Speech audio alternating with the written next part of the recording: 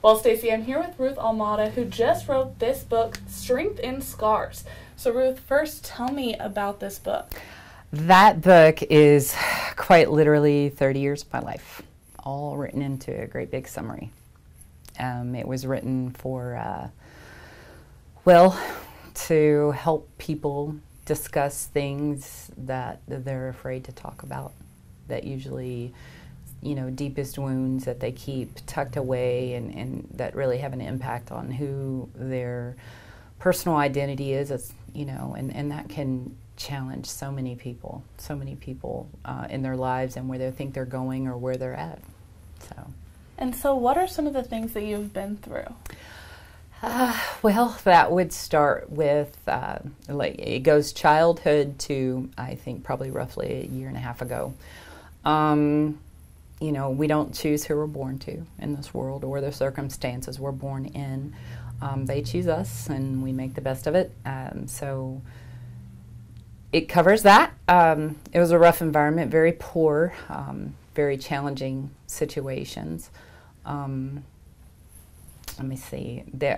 I guess I would put that there isn't a single, well, maybe there's one or two, but there aren't many avenues of sexual trauma or abuse or tragedy that I cannot personally relate to as a little girl, as a wife, as a mom. Wow. Yeah. That's a lot to go through in a big span of time. Yes, so when did you start writing the book? I started writing the book. My son and I got the idea for the book in 2007. In fact, he helped me come up with the name. And I didn't finish the final manuscript until kind of the beginning, first quarter of last year. So, yeah. Why did you want to write this book?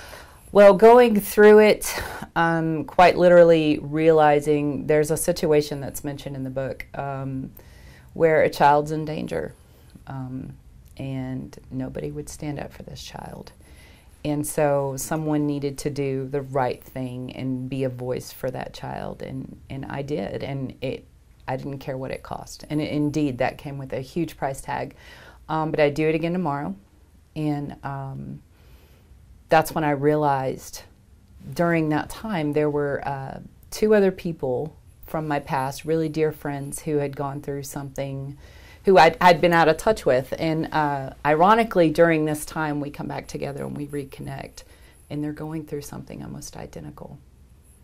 And as strange as it sounds, when you're in a moment of tragedy and deep anguish, to know that you're not the only one there going through that, brings a measure of comfort that there aren't words to describe.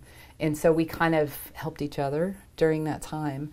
And that's when, in prayer, I was like, well, how many other people out there right now think they're the only one, or think that no one understands, or that, no one's going to listen, no one's going to believe them.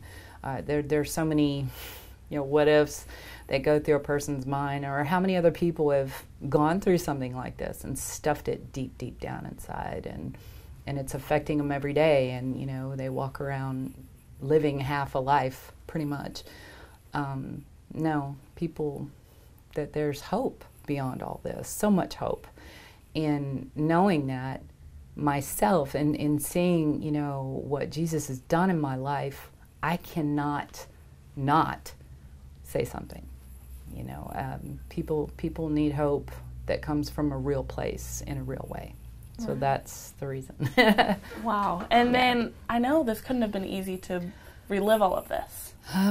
That was a challenge, yes ma'am. There was a good while where I was stuck. Some people call it writer's block, but one thing about that book that I had to do was to be real. It had to be authentic, and it had to be genuine. And so if I did not mean what I was writing, I couldn't write it. And so there was probably a good maybe 2.5, 3 years I didn't write a single word. There are times when I started it and I read it and I'm like, that ain't helping nobody. So it got ripped up and restarted. But the final product, through the whole process, helped me to really see myself, helped me to really see how I viewed the situation, really put my motives in check, really put my heart in check. And yeah, the tremendous healing came from putting it on black and white, for sure. I bet. Yeah. Once you had it finished, what was the process like to get it published? Well, that came in prayer on the way to work. One day I was like, okay, Lord, I'll finish this book if you want me to. But I don't know anything about publishing a book, so you're going to have to open that door. And that very day, even my publishing company has no idea how this happened. I get an email out of nowhere asking me if I needed publishing services and if I had any ideas for a manuscript. And when I talked to the publisher, she asked me for a name of someone who contacted me. I'm like, I didn't have one. They don't send out spam emails, so she literally has no clue how I got that email. But I took that as, okay, there's my answer right there. Awesome. And what does it feel like to see the finished product? When I first held it in my hands, I was shaking. I was shaking. It was relieving, overwhelming, kind of another wave of healing, I guess, if you could. But, you know, after having some amazing friends read it, help me through the editing process and just the impact it's had on other people's lives, make every single tear that is shed in that book, probably a small C, worth every bit of it. Because when when people call you and tell you, I've rededicated my life to the Lord, that's huge. That's so far beyond me. And so that makes the entire process worth it for sure. And I share it with my children because they're very much a part of our story. And, even then it blows their minds like it does mine. So if it can help one person, it's worth it. And so it wasn't written for money. It wasn't written for any other reason but to bring glory to Jesus and to give people hope, real hope. When you talk about the impact of other women reading this, what do you hope this does for survivors? I hope and pray it leads them straight to Jesus, for one, because once you're there, he kind of takes over, and the rest lets people know you're never bound to your circumstances in this life, ever. There's always hope. You're not alone, and not only that, even through your own personal deep struggles, God can use that to help someone else. I wrote in there that a testimony, or a trial, if you will, is a pending testimony, waiting on breakthrough to help someone else in the same situation. And that's so true, so true. So that's what I hope. I hope it can help heal. I hope it can, bring salvation. Hallelujah, that'd be wonderful. I hope it can give hope.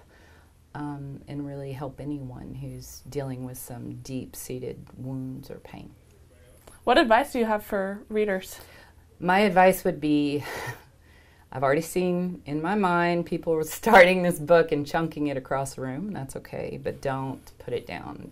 It doesn't end like it starts. So it's a real big deal to get the full picture, because if you get even halfway through it, you're going to be like, it's the worst book I ever read in my life.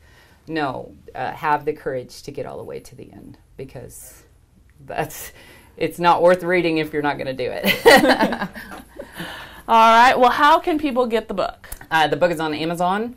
The book is pretty much on any online retailer. I just realized Target picked it up. It's on Books A Million, BAM, but probably the easiest way to get it is on Amazon. And you can get on the publisher's website. I mean, it's even on online bookstores overseas around the globe. So, yeah, it's kind of exciting. But I would say recommend Amazon for sure. Be the best way. Perfect. Yeah. Well, this is so exciting, and congratulations. Thank you. And thank you for being here ma'am. today. Thank you so much. Stacy, back to you.